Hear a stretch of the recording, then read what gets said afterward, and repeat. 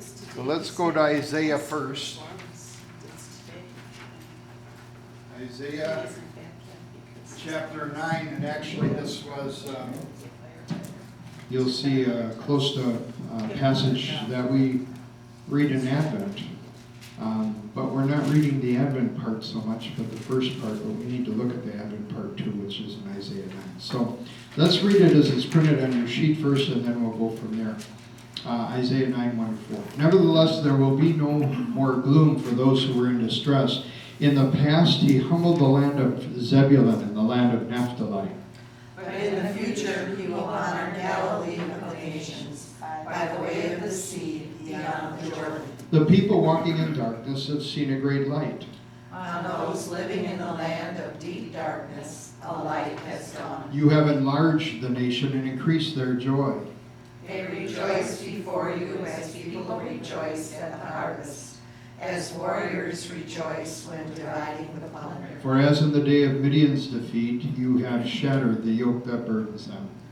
The bar across their shoulders, the rod of their oppressor. So thinking about light, when were you the most in need of or grateful for a flashlight or camp light? In the middle of the night. In a camp. Power In a outage. tent. Power outage, yeah. Every time I let my dogs out at night and then have to, if they want to go running and I can't see them, it's like, get back on the leash, So we just don't let them out. Cross your legs and hope for morning.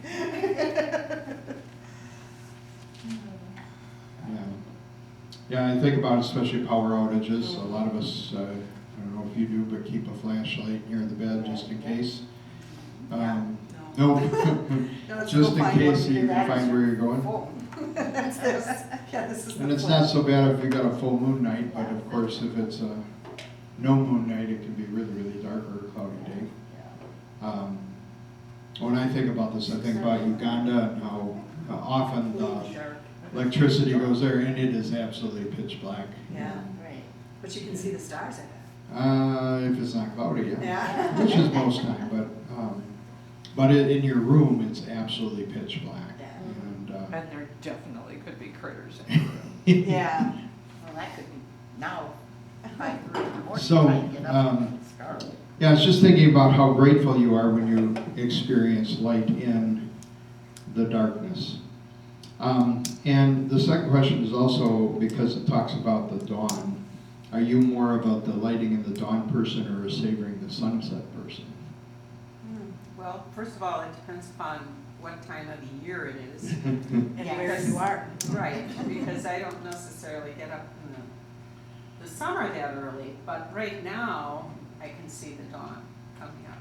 Yeah. Because it comes up so late, and, Mhm.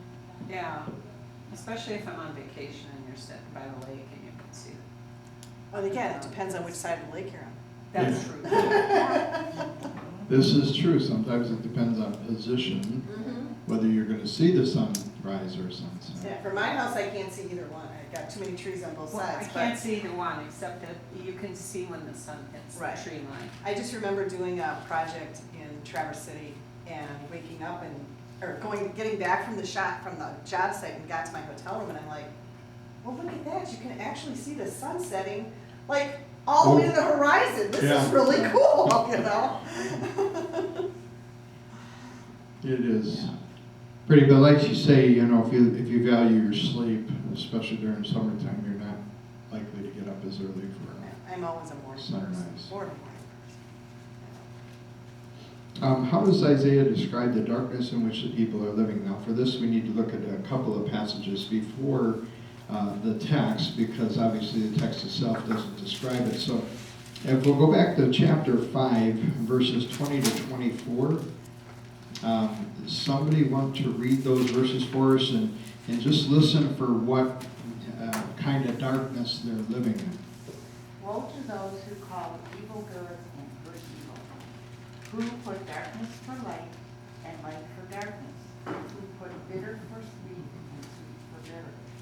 Woe to those who are wise in their own eyes and clever in their own sight.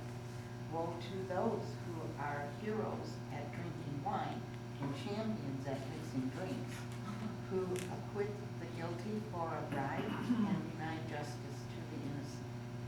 Therefore, as tongues of fire lick up straw, and as dry grass sinks down in the flames, so their roots will be saved, and their flowers blow away like dust.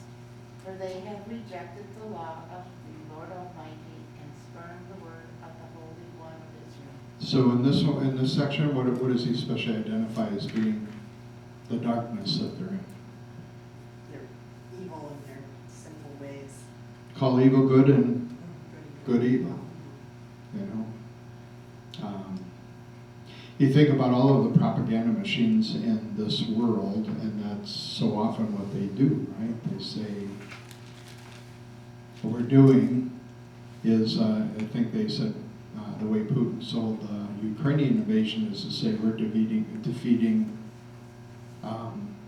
the fascists, and we're defeating people like Hitler. And of course our media said, well, how can it be a people like Hitler when the head of the whole country is Jewish? You know? But of course they don't say that there. Right. You know?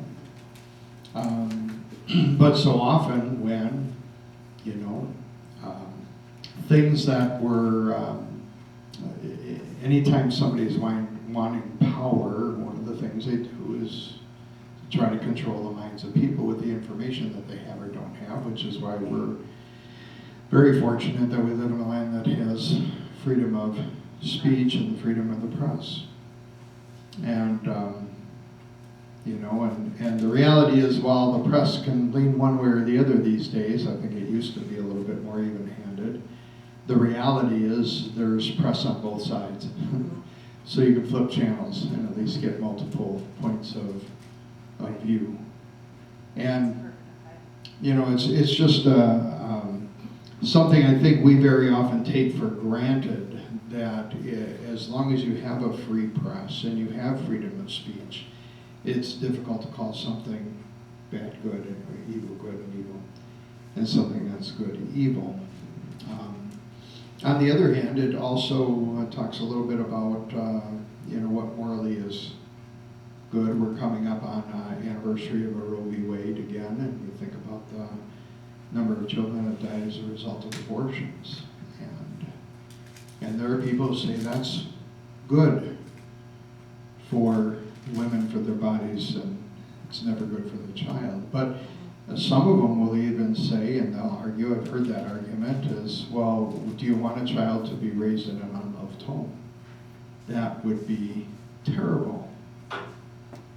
So, and people really think that then they're in effect doing a favor to the child if they're not going to be raised in poverty or in a home where they wouldn't be loved. And rather than talking about, well, how come we're not loving kids? That's the real problem. Right. How come we're not loving kids, and how come we're not loving and supporting those who are pregnant and bringing children into this world in a way that is a blessing to them? And of course, a place of refuge, there's going to be a note in the bulletin. Their annual meeting is coming up, and they're installing a new person at the place of refuge house. Many of our members have in the past served at the Blessed Again resale shop that helps to support the work there, to allow women who would like to carry their babies to term but don't have either the social or financial resources to do so. So I want to mention that my one of my grandchildren, James's youngest child, was adopted. Well, both of them were adopted, but it was interesting because her mother, her birth mother, everybody wanted her to abort, and she says, "I'm not going to abort," and she was under a lot of pressure to do so. Yeah. And she did not. And then when she was in the hospital, she called Jessica. Jessica actually was there right after the birth and took care of Ezra Nova right away, Ezra June right away. And it was a joy, but the idea that a woman stood up and said, no, I'm carrying this life because I believe in life. Yeah. And it wasn't easy. because of all the pressure she was under. So she celebrated her birthday, not her adopt date, yesterday. So that's why I brought it up. Yeah. Okay. So, and it's just a challenge that we have when people call evil good and good evil. So darkness for light and bitter, sweet, sweet, bitter. Verse 21, wise in their own eyes. I think we know everything. They think they know everything. And I'm always reminded, I just gave a book to one of our employees who's going back to college. It's Socrates Meets Jesus, and it's a Socratic philosophy book. And one of the reasons why I love Socrates is because his most one of his most famous sayings is, "The wise man knows he doesn't know." And what Socratic philosophy does is gets at what you know and don't know by asking questions that are very logical, but they're things you don't think about, unless somebody presses you. And Socrates is real good at that. And that's what this book does. It examines some of the philosophies that are around in this world using a Socratic method to say, where does that take you eventually if you follow that train of thought? And that wisdom in your own eyes, or do you realize they really don't know what you think you know? It's I think that's a wisdom that comes with age sometimes, is that you realize you didn't know as much as you thought. I was just thinking the same thing. I have a nephew who feels the need to tell everybody exactly how they should be living their lives and what they should be doing. And I'm just looking at him like, Zach, if only you knew how much you don't know. And it doesn't even pay to tell him, because he'll come up with a reason why you're wrong and he's right. And it's like, it's not even worth it. You'll figure it out in another 20 years, just how much you don't know. Because we've all been where you are, and we've all had these conversations with our elders. And every family has somebody like that. Exactly. And the great satisfaction is that when your daughter comes up, old and so late smart. There you go. That's the Yeah, my term. grandma used to say. Mine too. and you have the great satisfaction when your daughter comes up to you and say, "Mom, I think I'm turning into you because I understand." Yeah. That after all those years, saying, "I'm not going to bring my kids up the way you did." I saw a few of you smile at verse 22. Heroes at drinking wine. I never realized that was in the Bible. Our alcoholic, that was. There you go. Yeah, and the note in the study Bible says spices were added to beer and wine. Not cocktails necessarily. Not cocktails necessarily. Well, it's still. Although Spiced wine, there are places in the Bible where it refers to hard liquor. Don't ask me where right now. I'd have to look at the Bible study I once wrote about it. But talks, yes, about something that's a little stronger than beer or wine. Who acquit the guilty for a bribe and deny justice to the innocent. You can see that's a parallel there. And that's ever been a problem. There was somebody, I think in France, that just got indicted for taking a bribe for something. So, one of their government officials. And then he says they've rejected the law of the Lord Almighty and spurned the word of the Holy One. So they're not listening to God. And these are more general descriptions, except for the bribe and the drinks. But there's also some listed just before our text in chapter 8. So if you go to chapter 8, especially verses 19 to 22, so the very end of chapter 8, just before our text. Somebody want to read those verses? When men tell you to consult mediums and spiritists who whisper and mutter, should not a people inquire of their God? Why consult the dead on behalf of the living? To the law and to the testimony, if they do not speak according to this word, they have no light of dawn. Distressed and hungry, they will roam through the land. When they are famished, they will become enraged, and looking upward will curse their king and their God. And they will look toward the earth and see only distress and darkness and fearful gloom, and they will be thrust into utter darkness. So something else they're doing? Sorcery.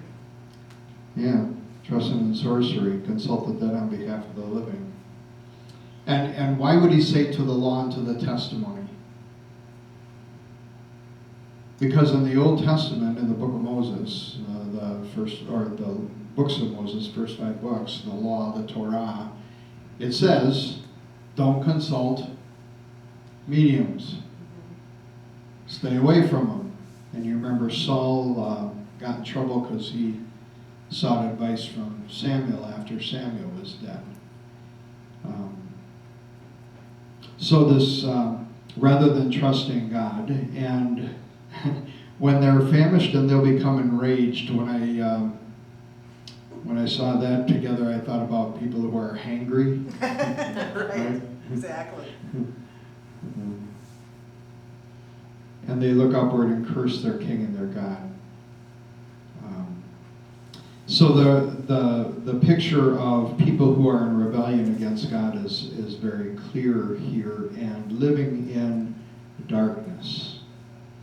Now, in order to understand the prophecy, he says, he humbled the land of Zebulun and the land of Naphtali. But so where are Zebulun and Naphtali? In order to understand the prophecy, you have to understand this and the application. Where are they? You got your Bible maps? Canaan? I don't know, isn't that this one? Pardon? Canaan, somewhere. There's a map. Jerry's got hers. Here, find the one that's got their names on it, though. Oh, it's done by. The 12 tribes. So. So, it's small, Zebulun is small, it's northwest of Nazareth. So it's in That is Israel. Canaan. Yeah, so if you Northern got Kingdom and Jerusalem, Naphtali. Sea of Galilee, Jordan Naphtali is River, just north of that. Dead Sea, they're up in this region, Yeah. which is also known as Israel. Galilee. Oh. Okay, so when the point is when he says that something good's going to happen in Galilee, he's talking about the same place. Now, why would these people be especially vulnerable among the nations of Israel? Because of who's over here, if you got your map. Syria. Nope, Syria's up here. Oh. This is, Babylon, no. Asia? is the Amorites or something like that? It's Yes, that's the Amorite. Amorites? Oh. No, Aramite. Yeah, Edomites? Aram, yeah. So, and they've been attacking up there, so they're vulnerable because they're on the outskirts of Israel, not in the middle of Israel, and so it says in the past, he humbled the land of Zebulun and the land of Naphtali, but in the future he'll honor Galilee of the Gentiles by way of the Sea of the Jordan. So he's talking about, again, this region is going to be honored. And then comes the prophecy. And as you see this prophecy playing out here, he describes the effects in verses 3 to 5. So what are the effects in verses 3 to 5? We actually only have verse 4 as our text, but verse 5 is also a part of this.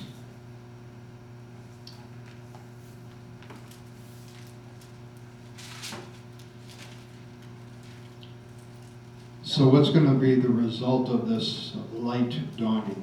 They'll enlarge the nation and increase their joy. So instead of shrinking, they're going to grow. And instead of having sorrow, they're going to have joy. And then he describes what that joy is like, and he uses 2 pictures. The joy at the harvest, when all of your hard work has been completed and you rejoice at what you receive, or when you've defeated your enemy. Share with and share the plunder. He talks about the yoke. Now, the Midian's defeat is a defeat that's referred to in the Old Testament. This is Gideon. And what God describes is a similar kind of defeat of his enemies that Gideon did back in the Old Testament. So Midian's defeat is a reference to Gideon and his battle in the book of Judges. And then, what does verse 5 say?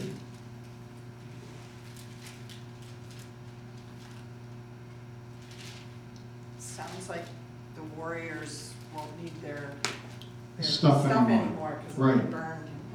Right, you can get rid of your battle garments.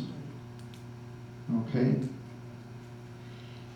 And this is where it's a little bit challenging when it comes to this text, because the reason why this text is in here is because it's quoted in the New Testament, the gospel lesson for Sunday.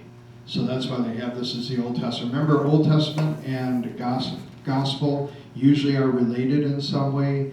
The New Testament, which I'm going to preach on, is the New Testament reading from the letters is a continuous reading, and we're going to be in 1 Corinthians during this Epiphany season. So for the couple of Sundays that I'm here yet, before I go to, I'm gone for February, so. Oh,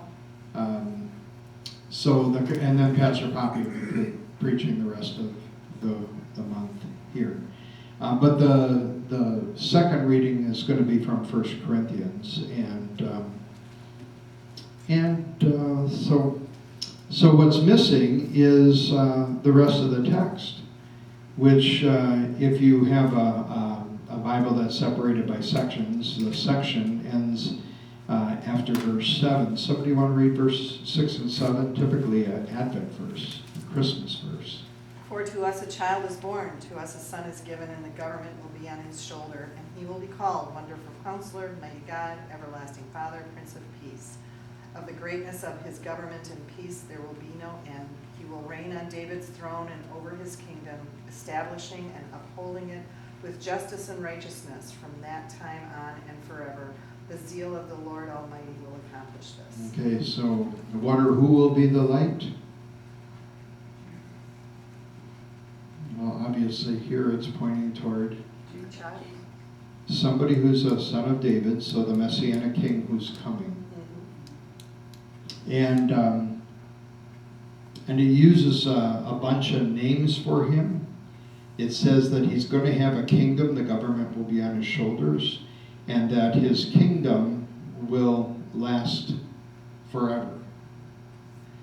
So here's where, again, like so many of the Old Testament prophecies, it's looking at a current situation and then leapfrogging into the Messianic age.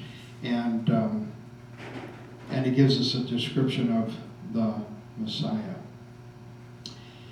So my next question is, how can this passage be a backdrop to your prayer, Thy kingdom come?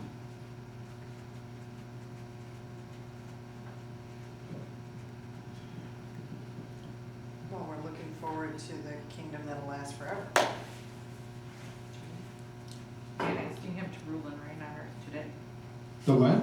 And asking him to rule Rule and reign on the earth today. That's right. So when you're thinking about the kingdom of God and you say Thy kingdom come, there's one of the advantages, I think, of steeping yourself in Scripture is that all of these images are going to be floating around in the back of your mind in one way or another.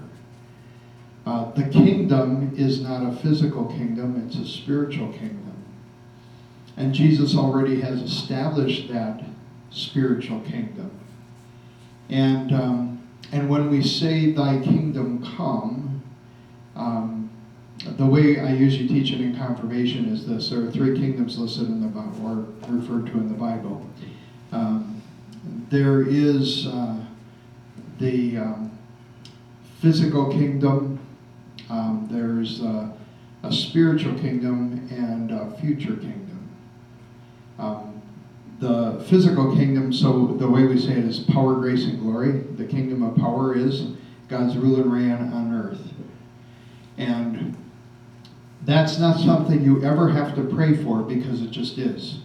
God is the creator. He's the Lord of heaven and earth. He has this world in his control. That kingdom of power was established when he created it. And he can rule and reign among the nations in that way. The second kingdom is the spiritual kingdom that comes to the heart. It's a kingdom of grace.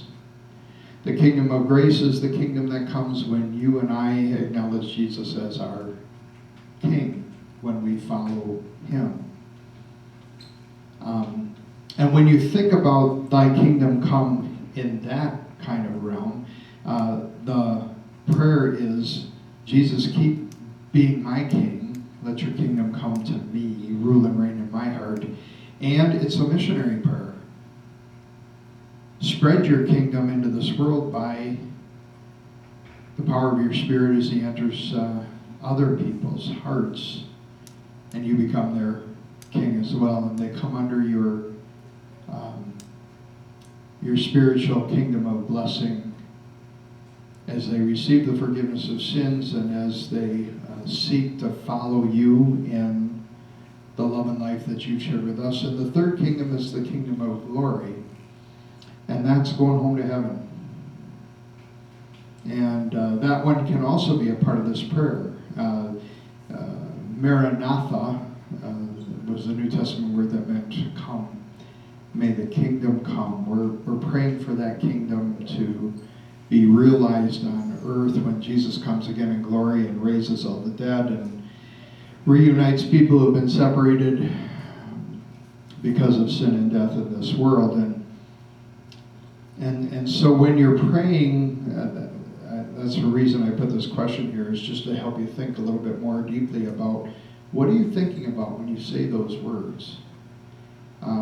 Again, it's just a challenge to pray the Lord's Prayer and think about each phrase. And so I think one of the things the scriptures do, if we're paying attention, is that they can help us flesh out the concepts that are in the prayer, but also to help us be more intentional when we're praying the Lord's Prayer. Thy kingdom come. And this is one of those places where he says the child is going to come and he's going to establish that kingdom with justice and righteousness forevermore. Now it talks about the king here shattering yokes. So the question is, how has this king shattered some of the yokes that burden you?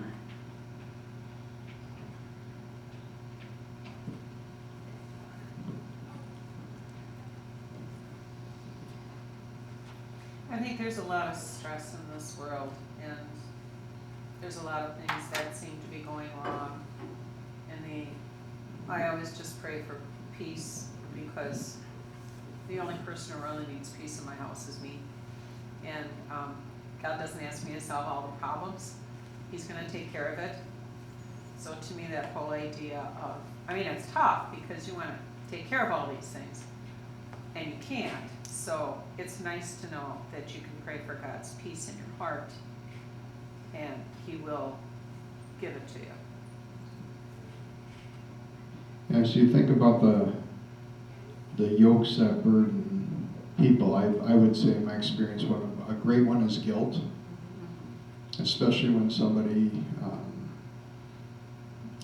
we don't do regular private confession, but I have heard private confessions, and usually it's because somebody's carrying a guilt that they just, it's not that they're not hearing what's going on Sunday morning when they confess their sins and when they receive absolution, but for some people, because of the pain and the weight of that guilt, it's almost like when you announce absolution, they duck and say, you missed me.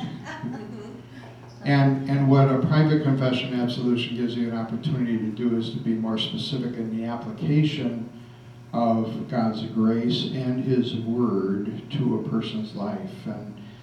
And one of the, I think, great things, at least pastorally for me, is that there isn't hardly a sin that anybody can commit that isn't recorded in the scriptures by one of the saints of the past and isn't forgiven. And so, one of the things you can do with somebody who's really feeling guilt and say, I don't believe God can forgive me, is you can take them to those passages and say, well, here's an example where he did. The people in the Bible who are God's followers are not perfect people. They're sinners like you and me, and they are filled with regret and pain. In the same way that, we just had a funeral yesterday, grieving. It's not that we don't grieve, it's that we grieve differently because Jesus rules and reigns in our hearts, and we have, I didn't say this yesterday at Dick's, but I could have because he loved German. I could have said what I say at some places is, it's a great time to be German because when you say goodbye, you say, Auf Wiedersehen, which means literally, till again I see you. And so there are so many ways that the application of God's word and his rule and reign in his heart can lift a yoke, a burden that you and I might be carrying. When Jesus has that place in our hearts, he has the ability to be able to do that. And then how is Jesus reigning in your life right now? How is he increasing your joy? That's what it says about him, right? He will increase your joy. Well, basically what you just said, the weight of our sin and our guilt is lifted so you can see more joy in the world and those kinds of things without feeling oppressed yourself. Your own stuff isn't holding you down, so you can see better things around you. And I think it's a good time to remember that joy biblically is not happiness. Joy is a relational word, not a circumstantial word. So when circumstances are going along real well, you can be happy, but you can have joy even, when you're not happy. Well, the other thing I would like to say, I'm glad I have, Bible class and some other things to do, because sometimes when you're alone, it can feel pretty sad, but God gives us joy in communication and communion with our fellow Christians and with our families, and I got a lot of joy. I don't care if my daughter lives next door to me or not, I don't see them a lot. Sure, they're busy, Yeah, they have their own life. But the nice thing is when they come over and I actually get a hug, and it fills me with joy. Yeah. Because it's a relational, that's when you said relational thing. And without people, like God said to Adam, it's not good to be alone. We are to be with people.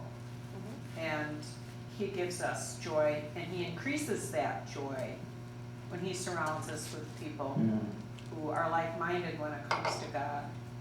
Did any of you see the most recent, they were talking a little bit about Harvard did a long-term study on what encourages long life and healthy life. Number one, I identified Well, I'm dead no, then. but not just marriage. It's relationships. It's being connected to people and having relationships that, as they looked at all the different factors, and it just was out within the last couple of weeks. I don't remember what group at Harvard it was that did the study, but that's what they determined. And it's just relationships, and we know that. We know that people who are relationally connected tend to be healthier, not just happier, but healthier. But joy can also be there even when you are, because it's a relational word, not just when they're giving you a hug, but when they're giving you grief. You think about how you can have joy in a marriage relationship even when you're not very happy with that other person. Not that that ever happens to me. Uh-oh. Right there? She's not even listening to you. Still researching. It's probably a good thing. Not even listening to you. What did he say? Or the same thing when, Now you better tell You're me. gonna have to watch the video. Pastor? yeah, Along what you're talking about. There are people here who know I have a great nephew named Joey, who Mhm. has a special disease and has caused him to have numerous surgeries. He can't talk. He can communicate with sign language and his computer. But the main thing is he has had one surgery after another, one disappointment after another, and so forth. And this Christmas, his mother sent out a Christmas card with him. They had big letters, joy, on the front lawn. And he's standing behind it smiling with an E for Joey. Oh. And it's really true. And what I always associate with him is hope. And I think that is a big part of the joy. Mhm. Hope. He always has this hopeful look on his face, like, what are we gonna do now? What an exciting thing. And I just thought that was terrific that she made Joey. Joy into Joey. Which he is. no, I said, A lot of dear, I said that you could have joy in a relationship even when you're not happy with that other person. Oh. I said marriage, and I could also say, Keep searching this yoke thing. I'm your yoke. Keeps you in line. And it happens with children too. You can be very, very disappointed or upset with them. But you have joy that they're your child. And that you're doing that journey with them. And sometimes you're happy with them, sometimes you're not. But they still can bring you joy. And so when he says he increases your joy, I think part of it has to do with that. You understand what matters and where your joy really is to be found. So you're not looking for it in the wrong places. So it's just, I think, a reminder that God wants to rule and reign in our hearts in such a way that He does want us to know that joy. And one of the ways we do get it is by being in community, which is why the next text is really not good, which is what I'm going to preach on this weekend. And so let's read 1 Corinthians chapter 1. I'm going to step out while you start reading. And let's look at that one. Okay? I appeal to you, brothers and sisters, in the name of our Lord Jesus Christ, that all of you agree with one another in what you say, and that there are no divisions among you, but that you be perfectly united in mind and thought. My brothers and sisters, some of Chloe's household have informed me that there are quarrels among you. What I mean is this: one of you says, I follow Paul, another I follow Apollos, another I follow Cephas, still another I follow Christ. Is Christ divided? Was Paul crucified for you? Were you baptized in the name of Paul? I thank God that I did not baptize any of you except Crispus and Gaius. So no one can say that you were baptized in my name. Yes, I also baptized the household of Stephanas. Beyond that, I don't remember if I baptized anyone else. For Christ did not send me to baptize, but to preach the gospel, not with wisdom and eloquence, lest the cross of Christ be emptied of its power. For the message of the cross is foolishness to those who are perishing, but to us who are being saved, it is the power of God.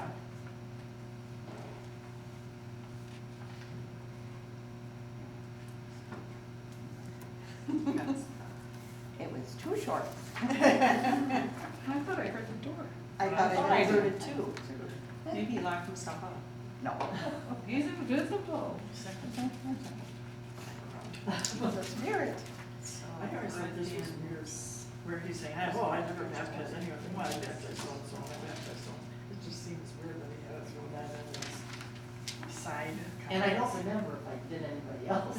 Yes, that's the part It that's just- That's kind of weird. Wouldn't you think you remember that you baptized someone? Yeah, You would right. think, especially if you didn't do very many.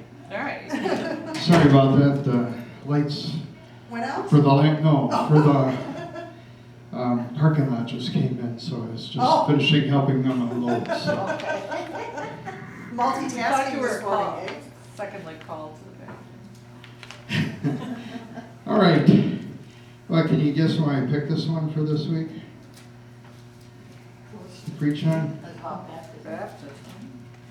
No, Fortunate team. No. you're calling a new pastor. Oh. We all have to be together on this, be part of a close-knit team. Is there It's not about who your pastor is, it's about following. Yes. a digression, is there a voters meeting on the 22nd? No, I said that last Sunday, I said that was my, That was his. that was one of my mistakes in the bulletin. Ah, okay. I had the wrong date for the food collection, which is which is the end of this month. I had the end of December. I hadn't changed the date from Sorry. a previous year. That's what happens when you copy and paste. Yeah. Okay, have you ever felt like you were part of a close-knit team, and what held you together? Purpose, same purpose? Yeah, same purpose. Something new at AT&T when the system broke up. AT&T was very, very rigid on all the rules and regulations. And when the system broke up and we had to have carrier services and nobody knew anything, it was the most fun I ever had. Because you were all working together to make something work, try to figure out a way to make it work. Mm-hmm. Come across a mistake, okay, now we gotta try this instead. And that was the most exciting time I ever had there, 28 years. Cool. It was that time. We were Yeah, all having a working common together. purpose, and sometimes you see that works, and sometimes it doesn't. Jerry and I are doing a lot of basketball watching these days, and one of the things we note about the both girls teams is that they are very encouraging to each other, and if somebody screws up, you know, somebody's not pointing it out, you just see them all encouraging each other, even when there's a mistake that's made. They don't get on each other, and you see other athletic teams where that's a real problem. You know, where somebody gets into somebody else's face when they make a mistake, and you don't see them, you know, encouraging, using it as a teaching They're a bunch of moment. individuals. They're a bunch of individuals, yeah. And they get frustrated, that's happened actually at the tournament over the weekend, where the team that we defeated was doing that. They Yes, were- it's true. They were like in each other's faces, blaming each other, and you could just see these girls going, try, you know, and they fell apart. Don't you remember, maybe I'm remembering back to high school when there was always the cheerleaders would lead a cheer when somebody did something wrong or basket failed or whatever. They'd say, that's all right, that's okay, we're gonna beat them anyway. That was still going on. That stuff goes on. Their Never school heard that one. started cheerleaders up again this year, and they were doing just those things. Good one. I have to remember that. That's okay, that's okay. I remember that when I was a cheerleader here at St. John's. That was one of our cheers. Well, and you know, sometimes what holds you together obviously is purpose. And getting along, just, you know, actually liking the people. you're Liking the working people with. that you're You're working with. working again, as you're doing this project. sometimes, and I think that's what Paul's addressing here, it's the leader. And that was something I came to terms with a long time ago, just because they'd say it's not about you. Well, in a certain sense it isn't, but in a certain sense it is. when it really hit me is when I heard people talking about churches as a young pastor, and they say, oh, that's Pastor Scheck's church, or, you know what I mean? Right. That was the first thing that would come out, is that's Pastor so-and-so's church. And I mean, why is not Pastor so-and-so's Right. church? But certainly there's often a strong identification between the leader and the ministry, for good Right. or bad. Well, kind of what Judy was saying, when I was at Henriksen, we went for a period where our general manager, because our headquarters was in Illinois, is in Illinois. Our general manager here in Brookfield got cancer, and he literally couldn't come to work for 2 years. But they didn't replace him. Management in Illinois said, oh, we'll have someone up there once a week. Well, that lasted for 2 weeks, and then we never saw him, except for once every 6 or 8 months. But our office continued to thrive. We didn't necessarily grow the business hugely, but it didn't diminish.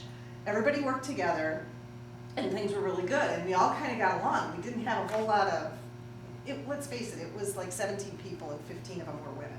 It wasn't a lot of catfighting. There you go, right there, that's Well, what. no, and I don't think, because a lot of women together can be a problem Yeah, sometimes, you yeah. know? Yes. But then he passed away. They hired a general manager. And for a while, things were good. The business started to grow, but all the interactions between the employees got a lot more difficult. And I think it's because management changed and our feeling of self-empowerment disappeared. Now it's like, well, I don't like what she said, let's go to the boss. And it really changed the whole work environment. So I think we were definitely a better team when we didn't have a leader, because we all kind of stepped up. Yeah. And the choice of the leader made the big difference. Granted, the business grew, but the pressure went up too, so. Well, don't you think churches that don't have a pastor, like us, for 39 months, how we still continue, Right, and we're here, right. so. I mean, but, but I also think having a pastor, it's having the right leader. Right. That's the thing. I think that's even maybe part of this, is you have to make sure you're looking at the right leader of your group, not the wrong leader. You know what I mean? Yep. And yeah, so the reason why I wanted to preach on this week is just because you're going to go through a leadership transition here. And to realize it's not about the person, it's about ultimately the purpose and mission. And I guess one of the questions that I want to ask is, how can you help that person become the right leader? Right, exactly. And I think it depends on the support and love, encouragement, mentorship that especially a young pastor gets from the people here. I mean, when going through the call process these last few times, they'd say, well, he's so young. I said, and where he doesn't have experience in this, that, and other thing. I said, when you called me the first time, I was 35 years old. I've been out in the ministry for about 10 years. But the most I ever managed was a church that had a part-time secretary. Right. I never managed a larger staff than that. I never managed a larger budget. Nothing like what I stepped into here. But what I did have when I came here, and Jerry told me that, Jerry Shainfeld, he's the one who called me when I was called and said, we'll help you. And if you're open to the kind of help that other people can provide in the congregation, you can be really blessed by it, as I think I was when I came here. Because I didn't have a lot of experience, but people told me where to get some of that experience, or they came alongside me and said, here's some things you might think about.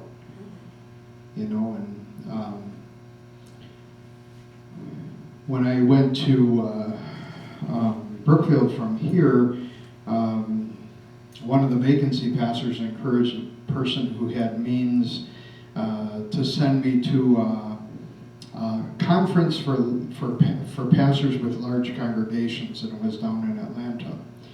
And what I appreciated is that they sent me. What I didn't appreciate is that they weren't congregations like ours.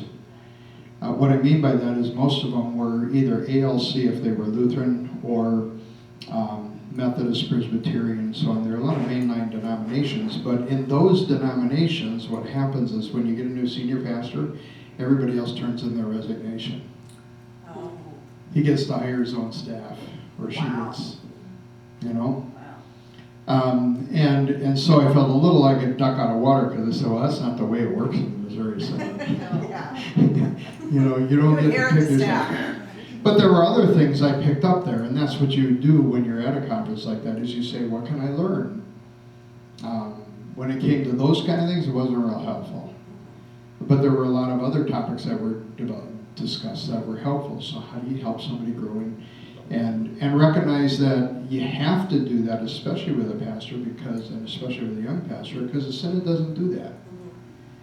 You know, they have an organization called Parish Leadership Institute, and it's a place for pastors to get some skills with other pastors, but it grew up outside of the church, outside of the denominational. Why? Because some pastors recognize we got these guys who are coming out, they got great theology, that's wonderful, but they've never been taught how to manage a church. Or they haven't done much in the area of evangelism, because you don't get a lot of evangelism work in the seminary. So, you know, unless you're willing to open yourself up to be trained and schooled by and mentored by others, it's difficult. And so I just thought it was a good time for us to just kind of reflect a little bit on the importance of being together around the purpose for which God has called us. So what's dividing the church here?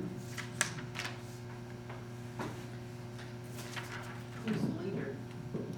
Or who they follow? Who they follow. Who was Chloe? Why, I mean, I think it's interesting where it specifically mentions Chloe's household. Now, are we supposed to know who Chloe is? Because I don't. Obviously they did, huh? Chloe was just a believer. We don't know that much about her, I don't believe. But like Lydia, if you have your study note when it talks about household, it says other examples of households being baptized are those of Cornelius and Lydia and the Philippian jailer. And the term often refers to not just family members, but when you were the paterfamilias, that meant that you had all your servants were considered kind of like your kids too. And their wives and kids. So it wasn't just blood brothers or sisters, but yeah, if you're thinking about Chloe's household, there isn't much in the New Testament about that, but remember this is still a time when they're doing church in the houses. They don't have church facilities, or they don't, if it's early on, they might still be gathering with the Jews at the synagogue, but by this time it seems like they're separate. And you can see him reference Stephanus, and it doesn't tell us any more about him in the New Testament either. So it could be who. So we can look up Apollos now. Cephas is Peter, but we can look up Apollos. So let's go to Acts chapter 18. You got it? Yep. Meanwhile, a Jew named Apollos, native of Alexandria, came to Ephesus. He was a learned man with thorough knowledge of the scriptures. He had been instructed in the way of the Lord, and he spoke with great fervor and taught about Jesus accurately, though he knew only the baptism of John. He began to speak boldly in the synagogue. When Priscilla and Aquila heard him, they invited him to their home and explained to him the way of God more adequately. Do we keep going? Yeah, just through the next paragraph. Okay. When Apollos wanted to go to Archaea, the brothers encouraged him and wrote to the disciples, "We're there to welcome him." On arriving, he was a great help to those who by grace had believed, for he vigorously refuted the Jews in public debate, proving from the scriptures that Jesus was the Christ. So he was, that's where he shows up. He's from Alexandria, so he's from Egypt, which meant he was probably a part of the group of Jews that settled. There was a large Jewish settlement in Alexandria. That's where the Septuagint, which is the Greek translation of the Hebrew Old Testament, emanated from. So the Greek New Testament that Paul would have used, in fact, sometimes you can tell Paul is quoting from the translation and not from the Hebrew. Isn't Apollos a Greek name? Yeah. Apollos? Yeah. Yeah, and, well, it's one of the Greek gods, actually. Right, so. the sun god. Yeah, but he was, as it says, a learned man, and he had a thorough knowledge of the scriptures, and especially was able to demonstrate that Jesus was the Christ. And so he must have been a powerful preacher. He must have been one of those who had been to Corinth. We don't have a record of when he would have been to Corinth, but he must have been.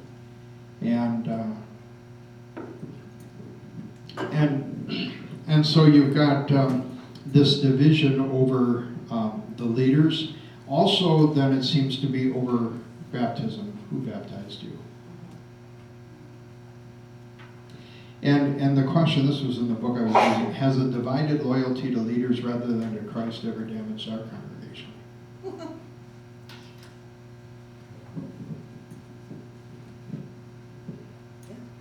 Absolutely. So how do you fix that? Turn our eyes back toward Christ. That's ultimately figure out how to do that. Yeah, when I got to Emmanuel Brookfield, I met with a lot of members just to get to know them. We met in homes, and I'd ask them what's one of the most significant things that happened in Emmanuel over the last 20, 30 years or so. What I kept hearing is there was a division between two pastors.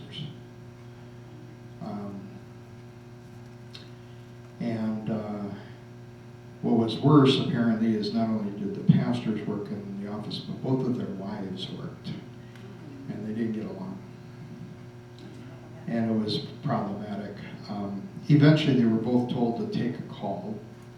One did, and one didn't. But you can guess what happened to the members who liked the one who took the call did. They left. Yeah. It was just a very devastating thing for that congregation. It was one of the reasons I said to them when they wanted to call a second pastor right away when I got there because of the size of the congregation. And I said, can we wait a little bit? Let's get settled. That's when Rachel Cannell became the DCE over there because she needed help. We still had the pastors, there were two of them who were serving the vacancy, and they both agreed to stay on, and help with shut-ins in hospitals and preaching and all that kind of stuff. So we had enough help. But I told the council then, I said, whoever we call, it's got to be a good one. And it's got to be a good relationship. And we were blessed with Pastor Peter Kelm, who was probably the best partner in ministry I've had. And just really, really had a blessing. But I knew how important that was to the congregation because of what they'd gone through previously. And so it's just an encouragement to think about how do you prevent that from happening. Sin is sin, and it's going to be here in the church as well. But is there something that that the congregational members and the leadership can do? Because even over the events that surrounded the last pastors leaving here, I know we have members who left and have never returned. And now, that just shouldn't be. I always say it's kind of unfortunate that we are where we are, because if you don't like a place, what can you do? There are a heck of a lot of places you can go. When I got to Emmanuel, when Pete Kelm came, he said, I'm just curious how many churches there are within 10 miles. Lutheran churches. Doesn't matter whether they're Wisconsin Synod, Missouri Synod, ALC, LCA. There are too many LCA, but how many are there? And I think he did a 10-mile search, and it came up with 56. Lutheran churches within 10 miles of Emmanuel Brookfield. I'm sure there's probably a few fewer because a number have closed, but my guess is the number is still pretty high. And even if you're looking for another Missouri Synod church, you don't have to go very far. You know, Whitefish Bay is not that far away. Mequon Road is not that far away for Beautiful Savior, you know. So that there's plenty of places to go, but the question is, how do you bind together in such a way that you can become a vibrant body of believers? I tell you, as a pastor, I'm always leery when somebody leaves a congregation that's nearby. That comes here from That your comes mind? here, yeah. You know, unless it's something like, well, their kids started school here, so they're here all the time anyway, you know, but when they come from a congregation nearby, usually they come because they're upset at something there. The problem is they're not in a right spirit, a right heart to really connect with the new congregation. And so you have to have a serious conversation with them about, you know, are you running to or are you running from? If you're just running from, well, then maybe you need to deal with whatever's going on there first. Because otherwise you're not going to be healthy to be in the new place you're going to be in. So as much as you want new members, Right. you want people who are coming for the right reason. I have had in my ministry somebody who was upset with something in a congregation. Go to another congregation nearby and then have that pastor call me and say, did this person do these kind of things in your congregation? Oh. Wow. Yeah. Well, Because, you know, they come in and they be real quiet, you know, for a while, but then all of a sudden, some of the same patterns of behavior that they might have been called on by me because of they were disruptive to the congregation, then all of a sudden start rearing up there. And I've had that call from pastors who say, yeah, how did you handle it? Well, Not well, obviously. you're like Well, the challenge is that you can do so much with a person, but finally, if their attitudes and behaviors are disruptive to cohesiveness of the congregation, you got to say, I love you, but if you're going to stay here, you can't do that here. You know, Right. you just have to know that. Love you, but you can't do that here. I also sometimes look at it that there's people that go to a church to find out what that church can do for them, not what they can do for that church. Well, that's a lot. And I always think it's like that's the wrong reason to be Mhm. going to that church because the church might change. I mean, if the pastor leaves and goes somewhere else and you get a new pastor, everything else about that church or everything that you feel that church is doing for you might change. Because it's a personality thing. But if you're going there to see what you can do and how you can be a benefit to that congregation, then who's preaching isn't Right. critical for you. Yeah. So, how you're raising an interesting thing that's been replicated in our United States of America. How does the personality of the pastor impact the life and growth of the congregation if the focus is on the personality? And you see this in especially a lot of large congregations, but you see it in small ones too. So think about Stuart Briscoe at Elmbrook. Dynamic preacher, great biblical preacher, and he also had an English accent, which made him very attractive to Americans. But you know, once he left that ministry that he'd been at for so long, they have struggled again and again and again. There's a church out in Seattle, it was called Mars Hill. The pastor out there was very domineering, and finally was removed, and that congregation, which used to worship thousands, is all broken up now. You know, you wonder what going to happen to Joel Osteen's church down in Houston. You know, how do you? This is the problem when it's built around the personality and preaching of the preacher, unless that's changed. So, and I'll tell you, as somebody who sat in that role, I guess trying to help it not be about you is hard. Because you just want to do the best job, at least I do. I want to do the best job I can, but one of the reasons I didn't want to ever leave Emmanuel Brookfield is because every congregation I left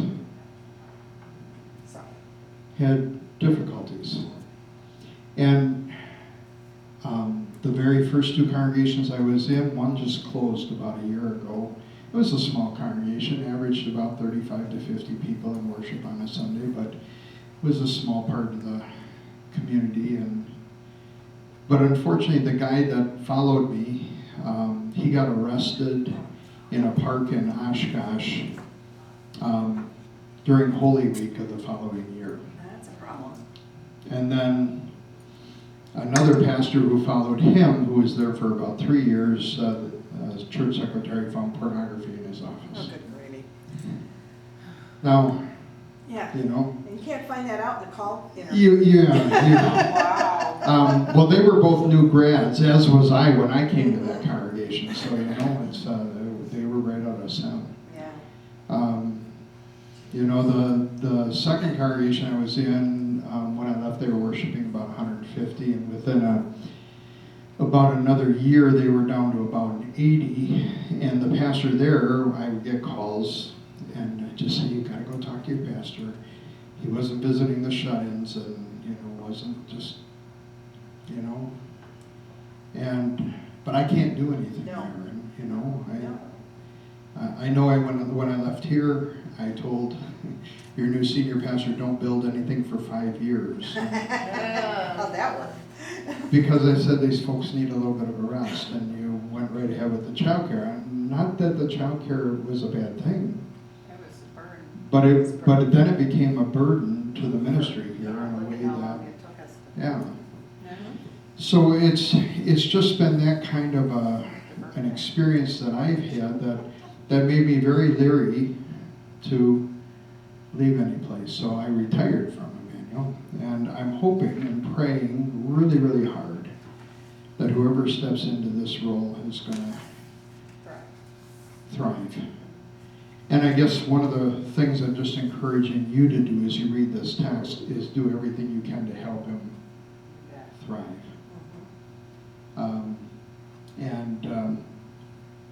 And certainly we'll do everything that we can to help him thrive as well. So what grade would you give our church right now on being united in mind and thought? B+. That's what I was thinking, B+. plus. Not there yet, but. Yeah, not quite there, but B+. I think most of us want to see this thing take off. We're all for it. Unfortunately, we're an older congregation, and that's kind of tough, Well, and I guess one of my regrets right now is I think we're an older congregation. We're not as old as you think we are in comparison to other Missouri Synod congregations. That's the first thing. Second thing is, most of us think of us as a small congregation. That's only because we've been a large congregation. But I'm trying to remember which piece of data it was that compared us to all the LCMS churches, and we're right about in the middle. We are not, compared to all the LCMS churches, all 6,000, we're about right in the middle in terms of worship attendance and membership. And so we're not as small as I think many people have a perception, because we were large and had become small. You say, well, boy, we're a real small congregation. Right. But when I put together statistics for the call documents, and I look at what's the attendance at Our Savior Whitefish Bay, what's the attendance at Benediction, which is in our circuit, what's the attendance of St. Paul's Brown Deer, what's the attendance of St. Peter Emmanuel, and what's the attendance of Luther Memorial Shorewood. About the only one who's significantly larger than we are is Luther Memorial Shorewood. But all the other congregations worship right around 75, 80, maybe 90 people at the most on a weekend. And some of them, like St. Peter Emmanuel, are down to around 30. They don't have, their school isn't active anymore, is it? Their school is active, but it's owned by Lumen. Oh, got it, okay. So they gave up, Right, it as their own school, right. as many of the city schools do. So I think it's just an encouragement to you that we're not that small. Secondly, I think if it wasn't for COVID, I think we would have grown a little bit. We've baptized a number of kids who, for whatever reason, usually because of COVID, did not feel comfortable coming to worship on a regular basis. But if we could now get them started and incorporated, I think we might have more of an opportunity. And that's also been a real problem for us as COVID has really reduced the ability. But I just baptized a baby whose parents live less than a mile away. And who both grew up in the Missouri Synod, and both have not been connected with the church down here. And we've got to do some more relational connection with those kind of people. And it can't just be through the pastor, because otherwise the connection is not to the people, it's to the pastor. So I've been trying to think about how I can do that either before I leave or do that now as the new pastor comes, give him some suggestions about how we might connect with some of those folks. So I just want to encourage you to, really whoever steps in, whether it's Pastor Heckert or somebody else, that you love and mentor them and really help each other keep the main thing, as Dave Poppy and I would say, which is the mission that God has given us in His kingdom. Well, let's close with a word of prayer. Lord God, Heavenly Father, I thank and praise you for the blessing of this day and for the opportunity to listen to your word, and for us to gather once again to support each other. We know how important relationships are, and we thank you for the relationships that you placed us in this time, in this place. And we just ask, Lord, that you would continue to help our body of believers be knit together in mind, heart, and purpose, and to be a blessing as we allow your Son Jesus to be our central leader, guiding, directing, and unifying us by his grace and love. We commit it all into your good and gracious hands for the sake of Jesus.